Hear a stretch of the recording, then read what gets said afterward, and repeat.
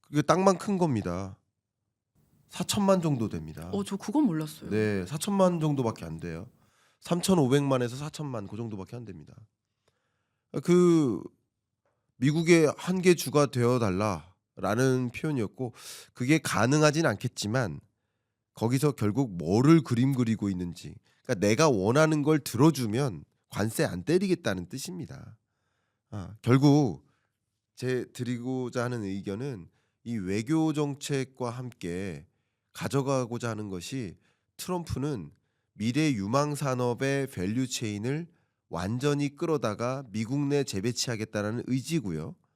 그렇기 때문에 주요 기업들의 공장들 캐나다, 멕시코에 지어놓은 거 거기 작동하지 마. 그냥 미국에서 해. 이런 압력일 가능성이 높고요.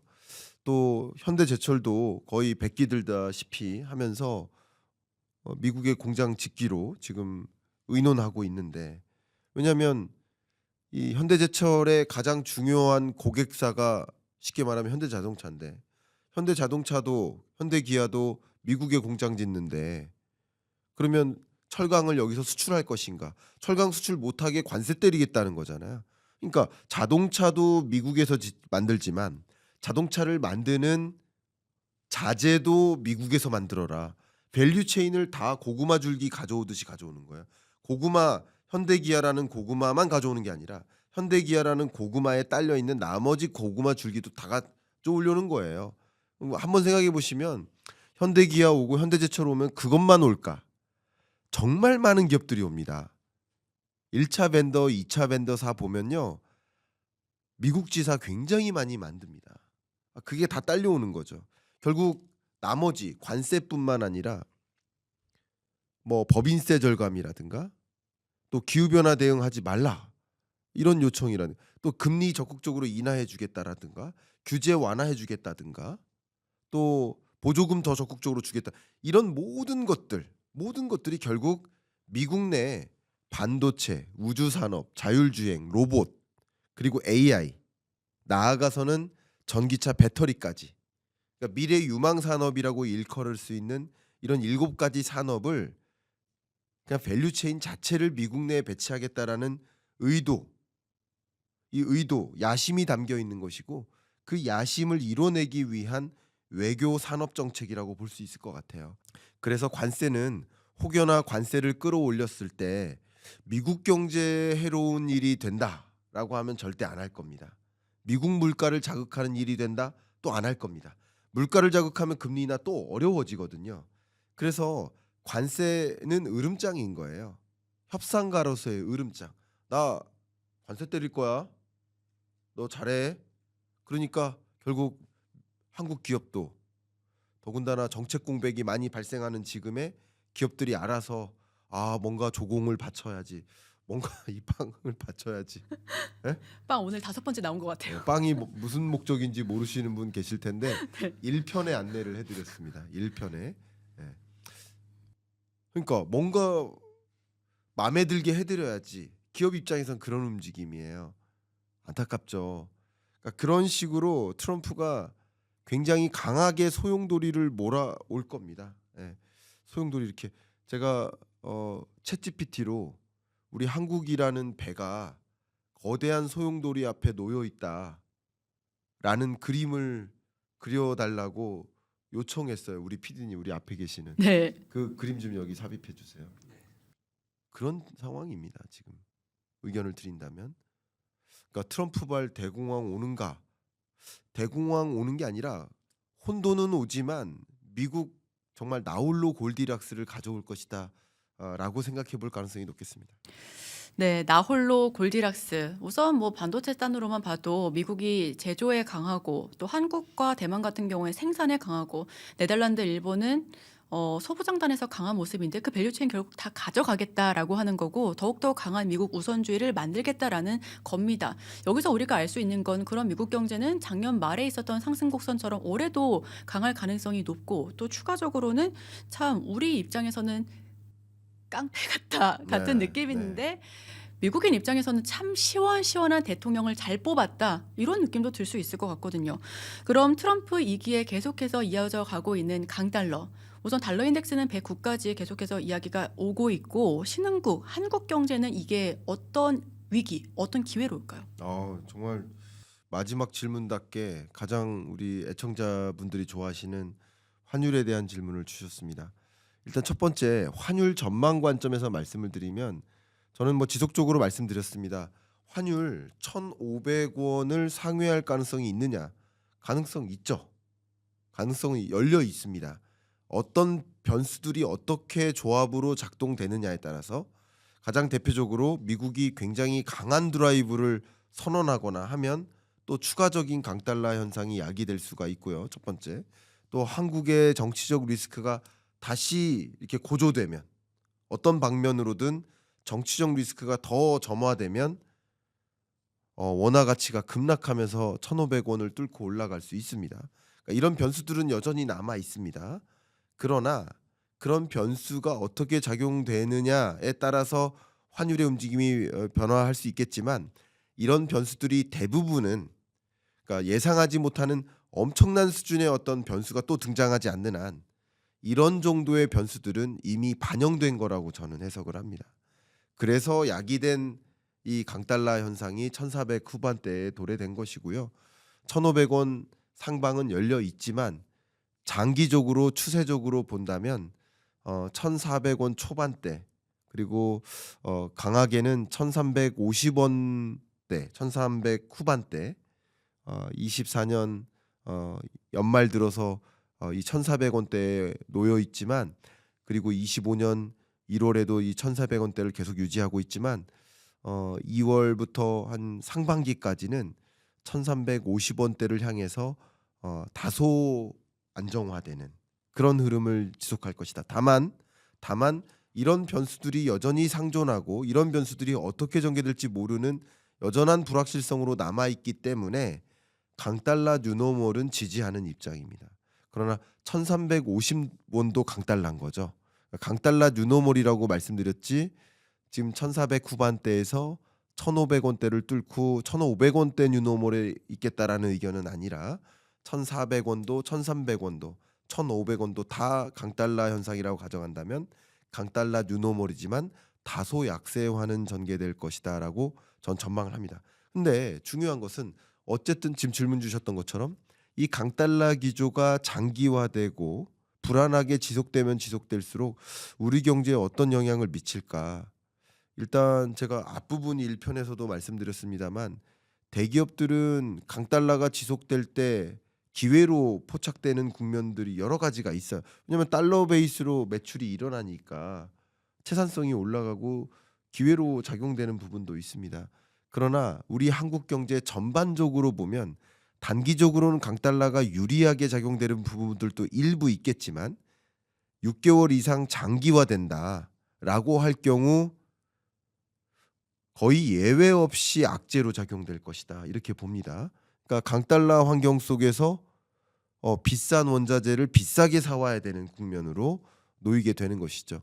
그러니까 우리나라는 자원이든 부품이든 원자재든 대부분 수입해다가 제조하는 그런 또 수입해다가 서비스하는 그런 국가라고 정의를 한다면 강달러가 장기화되면 수입 물가 부담으로 연결되고 정말 많은 기업들이 힘들게 된다라는 것을 말씀드리고 더 나아가서는 이 고물가가 다시 야기될 경우 한국은행으로서는 금리 인하를 단행할 수가 없죠. 경기는 경기대로 안 좋은데 물가는 물가대로 높으니까 이게 스태그플레이션을 가져오는 현상이죠. 그러니까 스태그플레이션 상황이라고 볼 수 있는 겁니다. 그러니까 금리 인하를 단행할 수도 없는 거예요. 금리를 인하해서 경기 부양하자니 물가가 치솟고 환율이 더 올라갈 수 있을 것 같다 걱정되고 물가 잡겠다고 높은 금리를 유지하고 환율에 대응하기 위해서 높은 금리를 그냥 유지하자 한다면 경기가 더 추가적으로 망가지고 그러니까 통화 정책의 딜레마까지 놓이게 되는 굉장히 그 혼란스러운 국면이라고 좀 해석해 볼 수 있겠습니다. 네, 이렇게 다양한 주제로 이야기를 나눠봤는데요. 오늘 마지막 한 말씀 한번 들어볼까요? 마지막 한 말씀은 제 오피셜 클럽 홍보 말씀입니다. 제 채널 그 고정 댓글 상단에 게시를 해 두었는데요. 여러분들과 이게 유튜브로만 전달해 드릴 수 있는 정보의 양, 또 지식의 양이 한계가 있기 때문에 매일 여러분들과 소통하면서 또 매주 어떤 그 한 주간의 경제를 좀 정리하는 강의와 또 매월 또 직접 만나서 오프라인 강의를 통해서 또 여러 가지 경제 현안에 깊이 있는 이야기를 가져가는 소위 기숙사, 경제 기숙사. 이제 제가 학교에서 학생들을 만날 때는 한 학기 동안 매주 만나잖아요. 그러다 보니 어떤 얘기를 그러니까 지난주 때 전달했던 그 주제를 이번 주 때 또 얘기할 필요가 없어요. 제가 유튜브를 하면서 느낀 것은 오늘 처음 구독하시는 분들도 계십니다. 그러면 어 5명일 때부터 구독하신 분이 계실 거 아니에요. 그러면 그분들 입장에서는 제가 경기 침체와 경제 위기는 다르다 이 말씀을 한 10,000번 했을 거예요, 아마. 근데 계속 따갑게 들으셔야 되잖아요. 또 물가와 물가 상승률은 전혀 다른 것이다. 뭐 이런 말씀을 정말 많이 반복했던 제 어록 중에 하나인데 그러니까 이제 유튜브의 한계가 이런 거죠. 근데 이 오피셜 클럽을 통해서 이미 전달해 드렸던 그런 어 지난주 전달했던 레슨과 또 두 번째 주 전달해 드릴 레슨 이게 커리큘럼이 있다고 생각해 본다면 차곡차곡 어떤 지식을 함양해 나가는 그런 어떤 오피셜 클럽 경제 기숙사라고 생각해 주시면 좋겠고요. 여러분 찾아와 주시면 매일 매주 매월 함께 할 수 있도록 하겠습니다. 이거 홍보 말씀 좀 드리고 싶습니다. 네. 우리 PD님이 홍보하라고 시키셨습니다. 앞에 계속 네. 바라봐 주고 계시는데요. 네, 감시하고 계십니다. 자, 끝으로 저도 오늘 기꺼이 아나운서님께서 초대 응해 주시고 우리 경익남 채널에 처음 출연해 주셨는데 명 MC이시고 정말 노련한 베테랑 경제방송 진행자이신데 오늘 함께 해주셔서 너무 감사하고 소감 말씀 함께 하신 소감 말씀 들으면서 마무리할까 합니다. 네, 우리 교수님께서 노련한 베테랑 이렇게 말씀해 주셔서 나이가 좀 많아 보이는 느낌이 들지만 굉장히 어리고 젊다라는 거 다시 한번 강조하고 싶고요. 네. 네, 사실 제가 지금 월요일부터 금요일까지 내내 생방송으로 경제 프로그램을 진행하고 있는데 가장 좋아하는 시간이 전문가님이랑 대담하면서 인사이트를 듣는 시간이거든요. 근데 오늘 또 마침 사실 근데 그 시간은 하루에 20분, 30분이 채 되지 않는데 오늘 이렇게 긴 시간 동안 1대1로 과외를 듣는 것 같아서 너무 좋은 시간을 가졌고 혹시 또 기회가 된다면 또 한번 방문하고 싶다라는 말씀 드려보고 싶습니다. 너무 감사하고요. 우리 아나운서님께 박수 한번 쳐주시면서 마무리하도록 하겠습니다. 네, 감사합니다. 감사합니다. 네, 감사합니다.